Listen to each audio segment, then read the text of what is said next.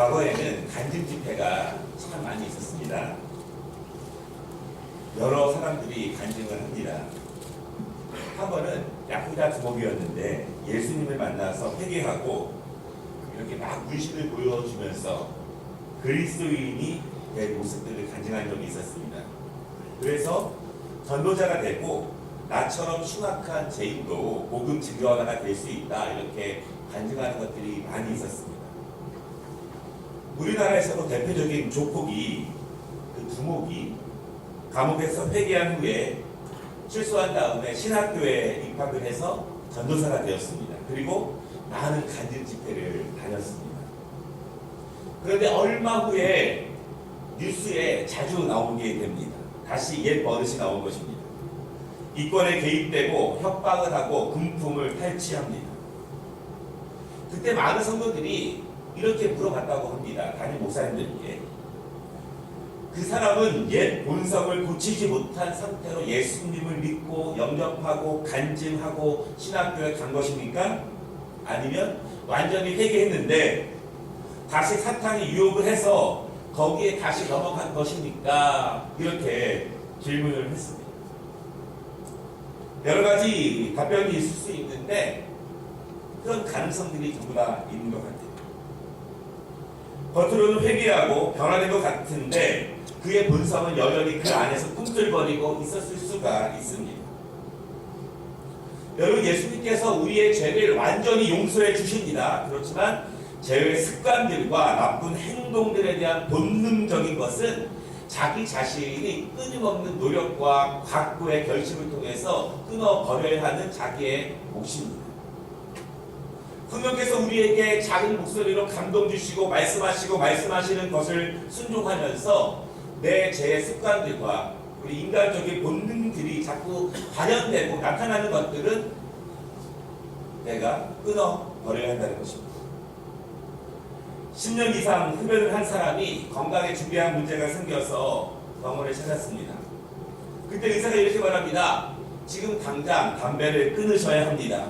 그런데 지금 끊는다고 해서 당신의 몸이 지금 다 회복되는 것은 아닙니다. 분명히 다시 담배를 피고 싶고 그런 유혹이 굉장히 오랫동안 생길 것입니다. 그런데 그렇게 유혹을 오랫동안 참는다고 해서 당신의 몸이 다시 정상적으로 회복되기 위해서는 최소한 앞으로 15년 이상 그러한 삶을 살아야 할 것입니다. 그런데 15년 이상 그렇게 해도 굉장히 많이 좋아지기는 하겠지만 안 한 것만큼 좋아지지는 않습니다. 죄는 용서받습니다. 그러나 죄의 습성은 여전히 우리를 괴롭힙니다. 죄의 습관과 잘못된 삶의 모습들이 임박혀 있는 것들이 내가 한번 회개하고 몇 년 바르게 살려고 노력했다고 해서 그것이 완전히 없어지는 것이 아닙니다. 성령께서 나를 극복시키고 끊임없는 정결과 성화의 삶을 통해서 옛사람과 옛습관과 그 모습을 계속 내어버리려고 하는 순종의 습관을 계속 들이지 않으면 꿈틀꿈틀 올라오는 그 임박의 습관들이 다시 나타난다라고 하는 것입니다. 그것은 목사라고 해도 예외가 없습니다. 모든 성도들에게도 동일하게 해당되는 것이기 때문에 우리는 날마다 하나님 말씀과 그리고 성령께서 내 안에서 말씀하시는 것에 순종하는 습관에 더욱더 크게 점점 들여가야 합니다. 오늘 가룟 유다에 대해서 말씀을 나누는데요. 우리는 자주 가룟 유다에 대해서 오해할 때가 있습니다. 많은 예술 작품과 문학 작품에서 가룟 유다를 설명할 때가 있는데 원래 가룟 유다는 착하고 선한 사람이었는데 어떤 그런 상황 때문에, 어려움 때문에 그가 어쩔 수 없이 급격하게 괴로워하다가 예수님을 팔게 된 사람이다, 그렇게 소개하는 경우가 종종 있습니다. 그러나 그렇지 않습니다. 요한복음 12장에 보면은요, 성경은 명확하게 가룟 유다에 대해서 뭐라고 말하냐면 그는 도적이다, 그렇게 말합니다. 예수님께서 나사로를 살리시고 마리아와 마르다는 잔치를 베풉니다.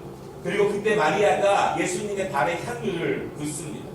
그리고 자기 머리털로 예수님의 발을 닦습니다. 그때 한 제자가 이렇게 말합니다. 어찌 300데나리온에 팔아 가난한 자들에게 주지 않는다. 이렇게 마리아를 혼냅니다.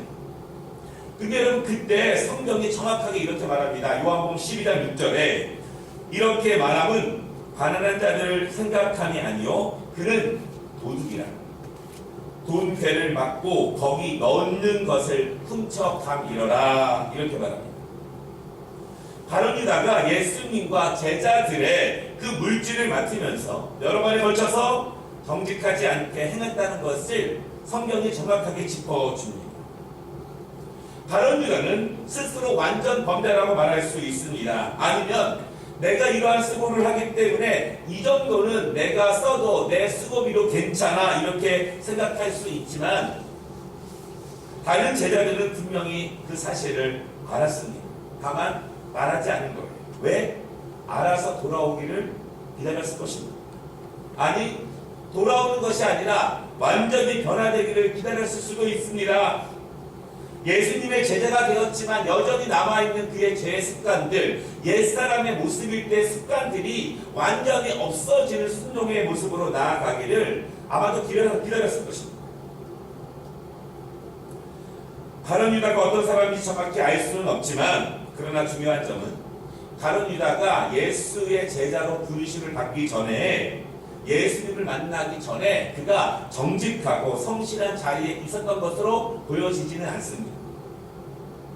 왜냐하면 예수님의 제자가 된 이후에도 과거의 습관들이 문득문득 나오는 것이 성경에 많이 나오기 때문입니다. 마태복음 26장 15절에 보면은요, 예수님을 파는 데 있어서 은 30을 가지고 구체적으로 흥정하는 모습을 보입니다. 더 받을 수 있으면 더 받고 싶은 것이 바른 유다의 마음이었습니다. 한순간의 상황 때문에 어려워져서 급격하게 기울어져서 예수님을 판 것이 아니라 그러한 모습들, 제자가 되었지만 여전히 나쁜 과거의 습관들과 거짓된 본능들, 그 입막힌 것들이 계속적으로 그를 괴롭히고 있고 그것이 삶 가운데 나오고 있습니다. 가룟 유다는 예수님의 제자입니다.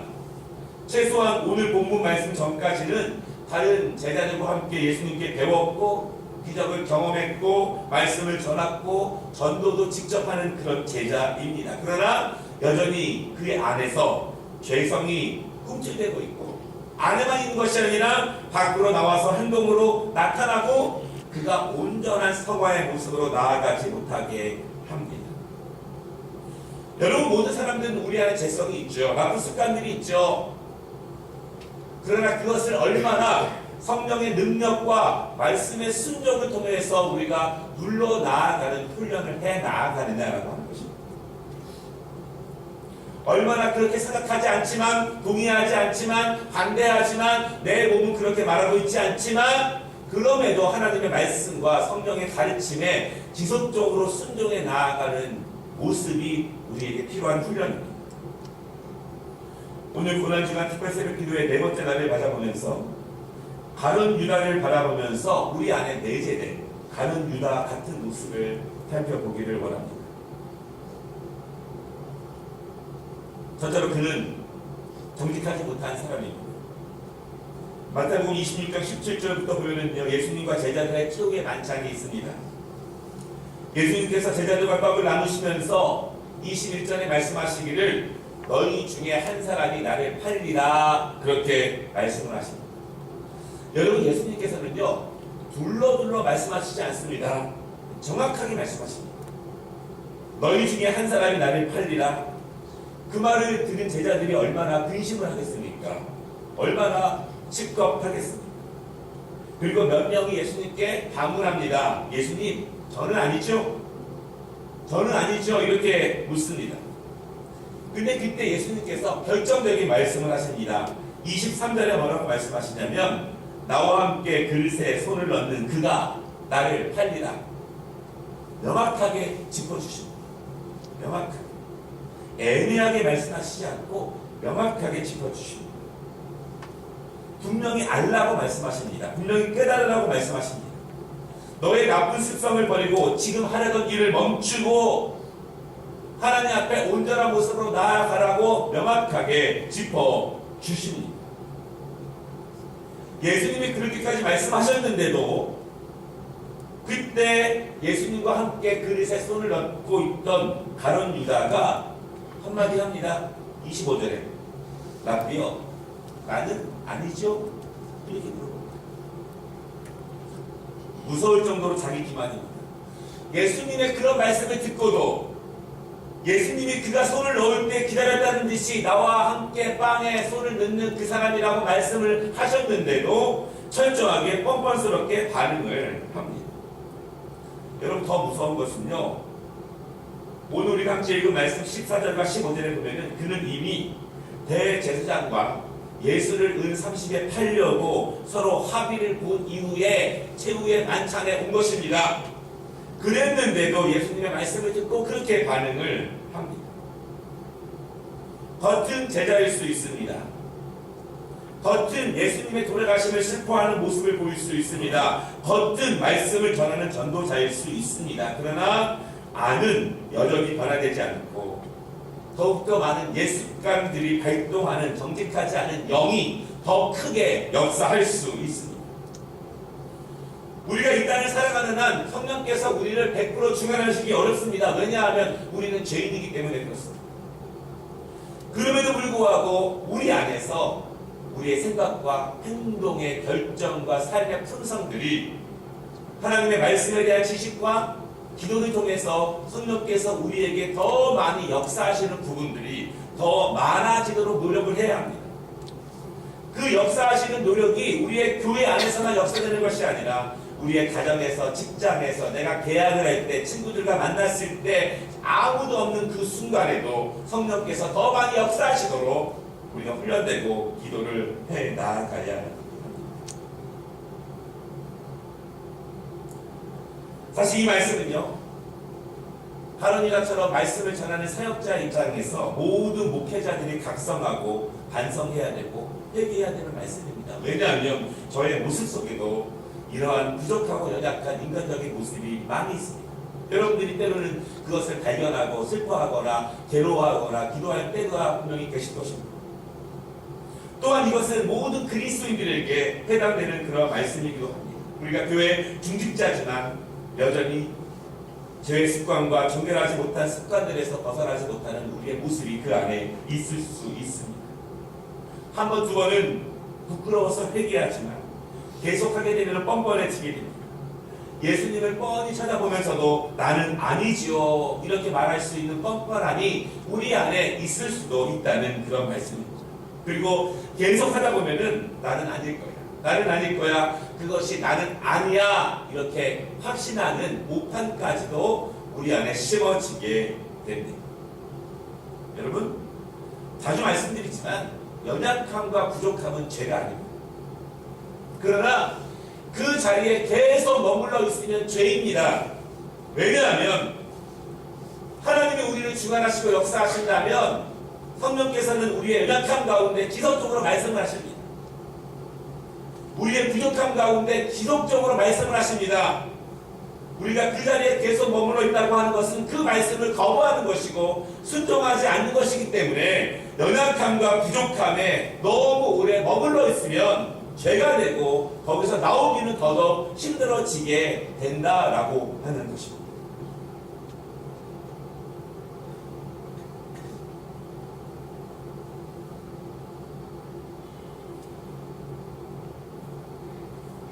두 번째 가룟 유다의 모습은 그가 버리지 못한 강력한 옛 습관이 있는데 오늘 그 사건의 원인인데 그것은 명백하게 물질적인 문제입니다. 그리스도인들은 물질을 악한 것으로 여기지 않습니다. 최선을 다해서 일하고 그 물질을 통해서 가정을 부양하고 가정을 행복하게 이루어가는 것이 하나님의 창조 질서입니다. 그러나 물질에 대한 바르지 못한 생각을 갖게 되고 그것이 행동으로 나타나면 그것은 물질이 우리의 죄의 근원이 됩니다. 어떤 사람은 물질로 찬양의 도구가 되고 어떤 사람은 물질이 섬김의 도구가 되고 어떤 사람은 물질이 하나님의 나라를 세워가는 통로가 되지만 어떤 사람에게는 물질이 시험거리가 되고 어떤 사람은 물질이 하나님과 멀어지는 계기가 되고 어떤 사람에게는 순종하지 못하는 시간이 됩니다. 어떤 사람에게는 하나님과 조금만 거리를 유지한 채 더 깊이 들어가지 못하는 일이 발생하게 됩니다. 혹시 여러분 가운데 물질 때문에 하나님께 더 가까이 나아가지 못하는 순종이 있다면 그거 해결하시면 하나님이 채우시고 인도하신다고 믿음을 가지시기 바랍니다. 우리가 이 땅을 살아가는 한 그거 해결하지 못하면 하나님의 부으심과 하나님의 채워주심과 하나님의 인도하심에 대해서 믿어지지 못하고 경험하지 못하면 그것은 늘 우리에게 몰두가 될 것이며 우리의 시험거리가 될 것이며 순종하지 못하는 도구가 될 것입니다. 혹시 지금까지 다른 주관과 다른 생각이 있다 한다면 이 시간 그 모든 주관도 내려놓고 하나님의 말씀 앞에 순종함으로 나아가는 은혜가 되었으면 좋겠습니다. 가룟 유다가 무엇을 넘어졌습니까? 물질입니다. 왜 그는 한 여인이 향유 옥합을 깨뜨리는 것을 비난을 합니까? 왜 그는 예수를 은 30에 팔면서도 좀 더 받으려고 흥정을 할까요? 사기오처럼 회개하고 물질을 드린 사람도 있고 초대교회 성도들처럼 물질을 들여서 서로 나누려고 하는 사람도 있지만 부자 청년처럼 하나님을 사랑한다고 말을 하지만 그 물질을 다른 사람들에게 함께 나눠라라고 하는 것에 시험이 들어서 넘어간 사람도 분명히 있습니다. 예수님의 제자가 되었지만 계속 가룟 유다의 발목을 잡고 있었으며 그의 죄성을 꾹꾹 누르고 다시 옛 모습으로 돌아가라고 자극하는 것은 명백하게 물질입니다. 여러분 죄송하지만 이 말씀이 강남이나 목동이나 부자촌에서 들려진다고 한다면 아마 제가 돌봐줄지도 모르겠어요. 사실 우리 교회 성도들 가운데에서는 물질에 여유가 있거나 자유로운 분들이 많지 않습니다.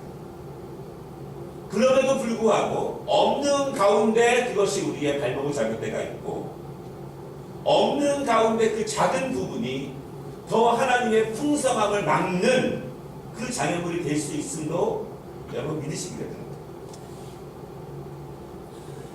이 땅의 모든 물질적인 것들이 하나님께 영광을 돌리는 수단이 되어야지 그것이 하나님과 관계를 파괴하고 내 안에 어떤 올무처럼 나를 날마다 걸려 넘어지게 하는 것이 된다면 안 될 것입니다. 여러분 그 점에 대해서 과감하게 믿음을 보이시기 바랍니다.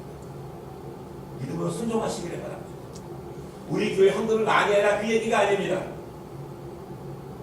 하나님의 나라를 위해서 하나님의 역사를 위해서 하나님이 채우시고 인도하심에 대해서 의심 없는 믿음으로 살아가라. 그것이 하나님이 오늘 우리에게 가르치시는 은혜의 말씀입니다.